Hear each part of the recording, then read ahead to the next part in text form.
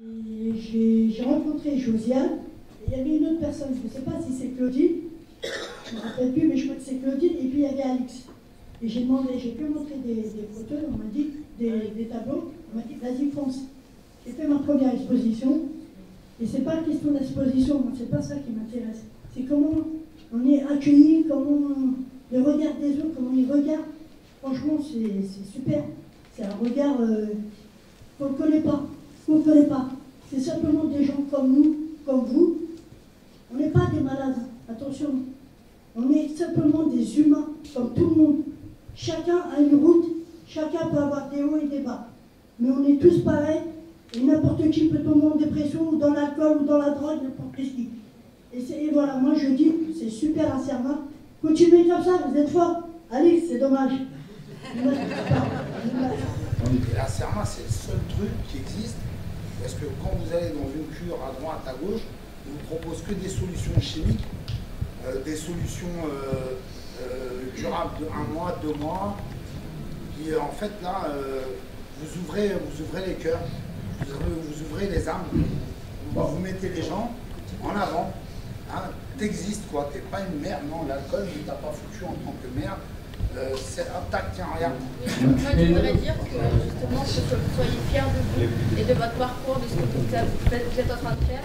Et que je remercie la Serma pour ce qu'elle procure à ces personnes-là. Voilà, c'est difficile. La Serma accepte des gens qui ne sont pas addicts, mais il y a des gens comme moi à qui ça a fait beaucoup de bien.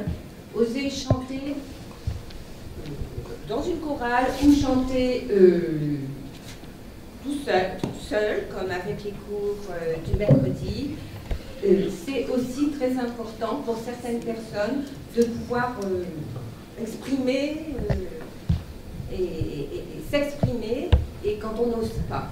Je trouve que ce qui fait la force de la Serma, d'abord c'est des choses de... Ce qui s'y passe, c'est des choses de qualité, et d'humanité, et de solidarité.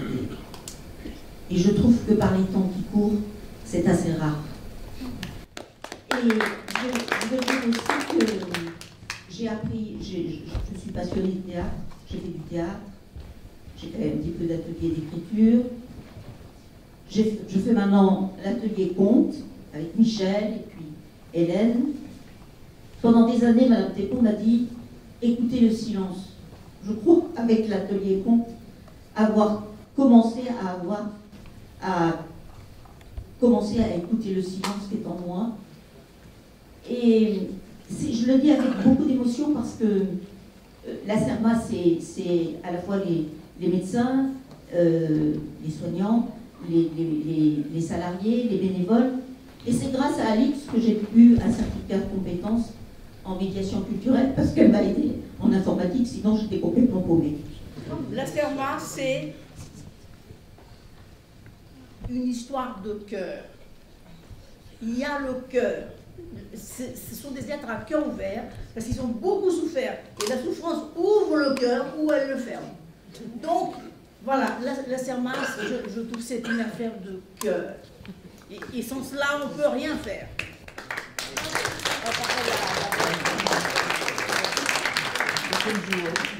Je trouve que le premier témoignage du film, en ce sens, est très juste et très révélateur de ce qu'est la Serma, quand elle dit « Ici, on ne demande pas aux personnes d'être des surhommes, on pourrait ajouter des surfemmes, ils sont déjà ça, c'est-à-dire qu'en fait, à travers ce que vous proposez, il y a le meilleur de soi qui est exprimé, qui est donné. Et c'est vrai que c'est précieux des lieux où on n'est pas dans des obligations de représentation, ni de compétition, mais où on peut être tout simplement soi. Donc oui, je comprends que vous soyez très attaché à la Serma. Moi personnellement, j'ai beaucoup de joie à être en même temps bénévole et à recevoir. Et je trouve que c'est un espace de circulation, c'est-à-dire qu'on donne, on reçoit. Dans le bénévolat, j'ai reçu quelque chose d'absolument énorme l'année dernière. Quand je participe à un cours de change, je reçois aussi. Et c'est pour ça que je trouve, et c'est une anecdote aussi, je trouve le mot participant très fort. Moi, à côté, je trouve que je travaille dans une association qui s'appelle Médecins du Monde, et je peux vous dire que ça fait 5 ans qu'on se prend la tête, et je pense qu'on va vous piquer le mot, parce qu'on est tout le temps en train de tourner autour de usagers, pas usagers, ceci, cela. Et je trouve ce terme de participant, on va avoir le droit d'auteur. Ce terme de participant, il est très fort. Voilà, moi je me sens participante et assez marienne, merci. C'est un monsieur qui a une pension d'adulte handicapé. Et donc il a touché un tout petit pécule du décès de sa maman. Et on a reçu donc un chèque de sa part de 1 500 €, ce qui est important pour lui et pour nous bien sûr. Simplement, il y avait cette petite chose qui disait « Je n'oublie pas la mobilette ». Car il y a donc une vingtaine d'années, la SARMA devait payer une mobilette pour qu'il puisse travailler. C'est aussi ça, cette mémoire-là. Et le journal Bravo, je reste à Sermaline parce que je lis régulièrement les trucs, ça m'amuse beaucoup. En tout cas, merci parce que je trouve que cette soirée, c'est vraiment une réussite. Et sachant que je travaillais parfois avec colère avec le monsieur qui est à ma droite sur un texte sur la problématique de la vieillesse. Vous envahit tous. C'est un texte de Roger Dadoun et le docteur Ispar nous a proposé de présenter à la SERMA. Voilà. Ça fait partie de c'est une lecture théâtre. Oui. Et c'est une réflexion. Qui s'appelle Manifeste. Comment on l'appelle? Vieillesse furieuse. Vieillesse furieuse. Voilà, le titre. Un texte de Roger Dadoun.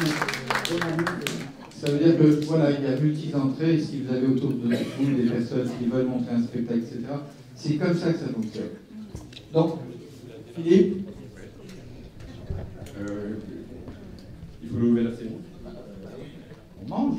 On va manger. Alors, vous n'avez un mot à dire. À table. À table.